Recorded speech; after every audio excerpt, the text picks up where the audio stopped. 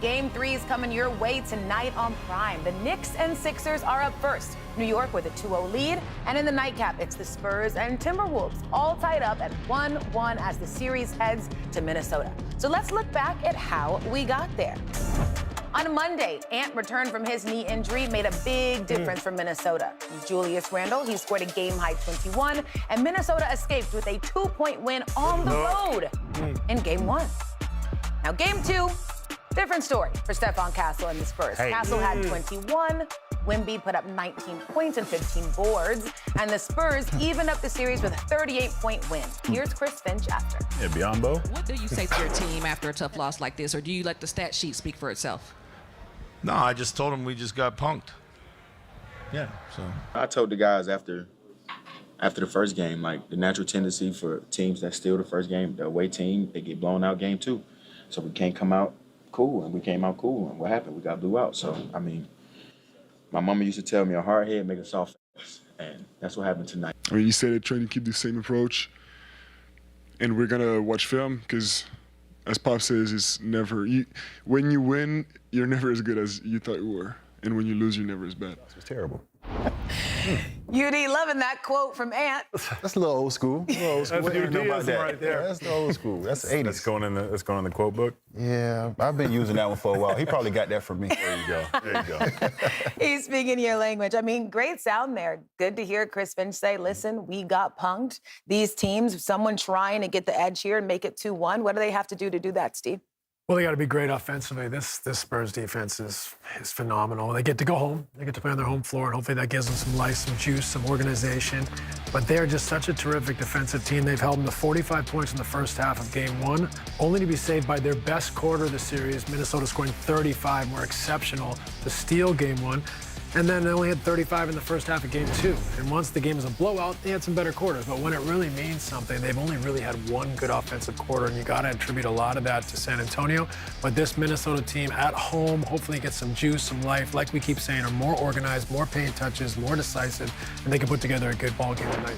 If you're Minnesota, you've established an identity. You found a style of play that works for you. You beat the paint up, you get downhill, you get in there, it's this bull in the china shop. And I understand you have the defensive player of the year, 12 blocks, but you still got 52-point paints. That last game, it was just lazy. There was no intent. You came out like an immature team that understood you had taken home court away. You need to get back to that. You cannot flick the switch on and off in the playoffs. You had an opportunity to go in and possibly get another game on the road.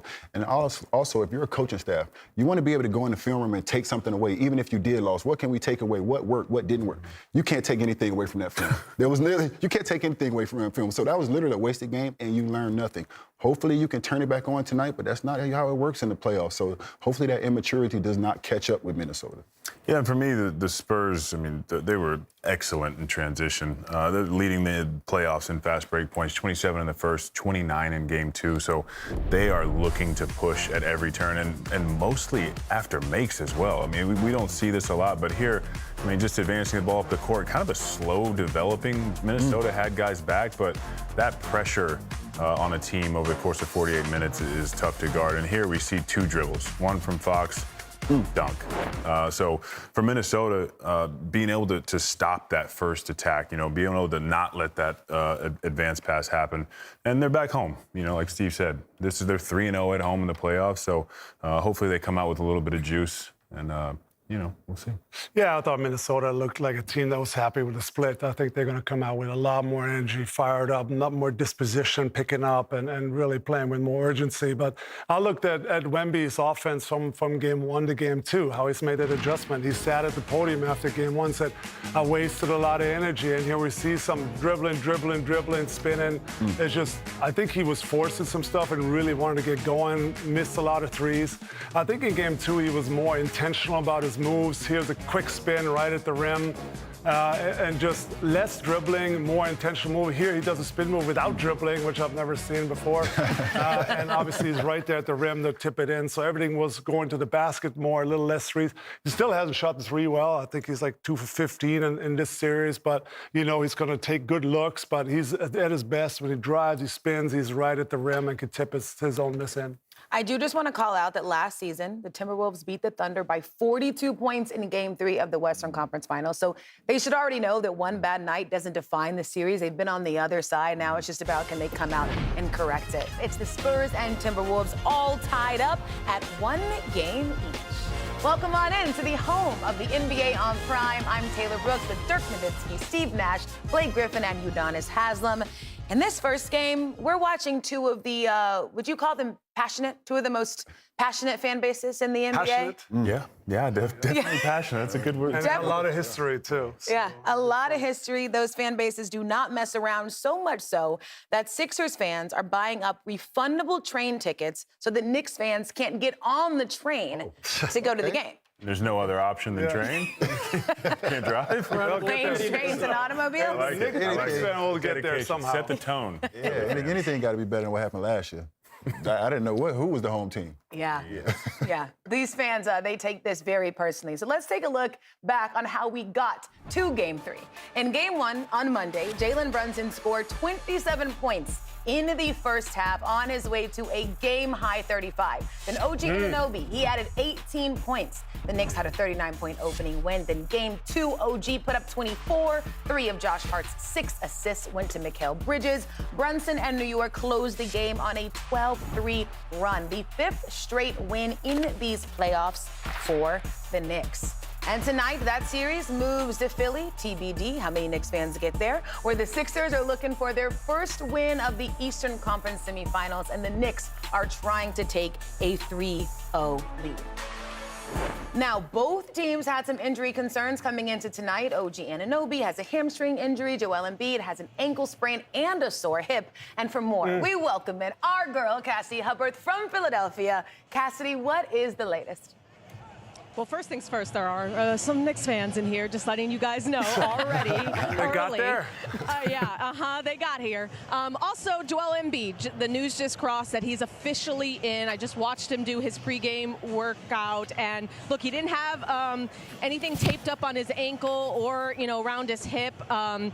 The thing with him, though, with his list of ailments, including an appendectomy that was just 4 weeks ago, they're really just going to monitor him and see how he deals with the physicality. But for right now, he is officially in. As for the Knicks, OG Anunoby, he is officially out and is going to be listed as day-to-day going forward. But what I'm told is that it's a minor tweak to that hamstring. No grade has actually been assigned to the strain. So the belief is if this were Game 7, guys, he'd be giving it a go. But they're operating with an abundance of caution given the fact that they're up 2-0. And just a little note here, I passed Jordan Clarkson in the hallway, and if you've been following the internet, there's a lot of talk about him having the magic hands to heal OG, and he told me he's all good. I got him. So take that for what it's worth, guys. Team player. Yeah, very much so a team player. You look like magic tonight, Cassidy. Have a great game. Thanks for joining us.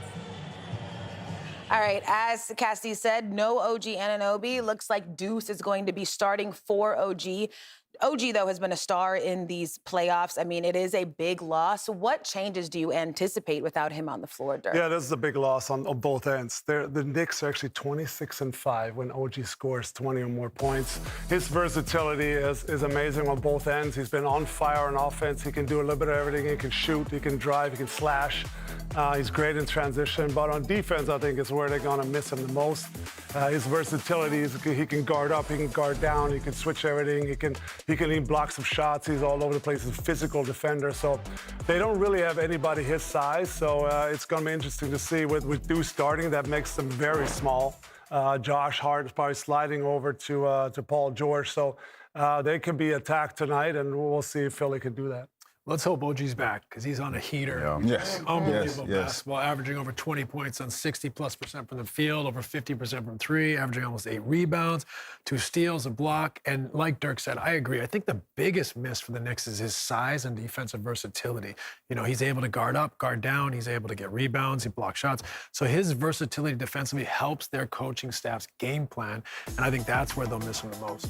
Yeah, the Knicks scored 23 points off turnovers in Game 2, and OG OG scored 11 of them. Wow. So certainly a big loss there. But as we move on to Philly, through 2 games, we have really gotten both versions of the Sixers, with Embiid and without him. What stands out the most about how different they are when he's on the floor, UD? Well, the biggest difference is me are the paint points. You would think when you bring a Joel Embiid back, your paint points will go up just because of how big he is, how dominant he is in the paint, and especially against the Knicks, who are averaging 57 paint points in this series. This is not the Boston Celtics. They are getting downhill. They're getting in the paint.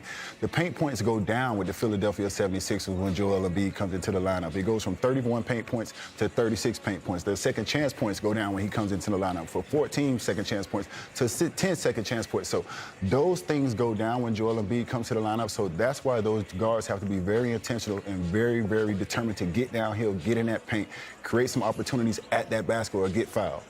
Yeah, and unfortunately for Philly, they've had extended games. They've had a few games with Joel missing this season, so they are a little bit used to sort of playing without him and then getting him back, and they've done a good job of implementing that. One thing is they play a little bit slower. So a Philly team who has played the last 7 games off 1 day's rest, this could be beneficial. Slow it down a little bit. But, if I'm the Knicks and OG out and Deuce in, I'm looking for the Knicks to continue to do a good job of pushing the pace. They're second in the playoffs in fast break points. And, especially without a guy like OG, your pace, your transition points, and the more pressure you put on them there becomes a form of defense. So the more you can run Philly, the more tired they may be on the offensive end. So this is what I love. It's just another little tweak to a game plan. I think we got to keep an eye on how the Knicks are able to attack Embiid, how Brunson's able to get him in pick and roll, how is he able to handle, his cat minutes where he's got to handle Brunson in the pick and roll. So we see here he's hunting Joel Embiid, and when he is in that drop, it just gives Jalen so much freedom to find his spot, to get in his rhythm, to make decisions. Here he pulls it back out, spaces the floor, flattens out, and he's just got him turning in every different direction he wants. So I think they're going to have to come in off the wings a little bit, give him more support, maybe be more up to the level, and be able to pressure from behind, because right now they just cannot allow Jalen Brunson to ISO Embiid all night. Yeah, and if you're the Knicks, I understand how important OG has been and how great he has been, but all is not lost. Deuce McBride has excelled in that lineup with OG being out. His scoring goes up from 10 to 15.8. He goes up to 48% from the field, 50% from 3.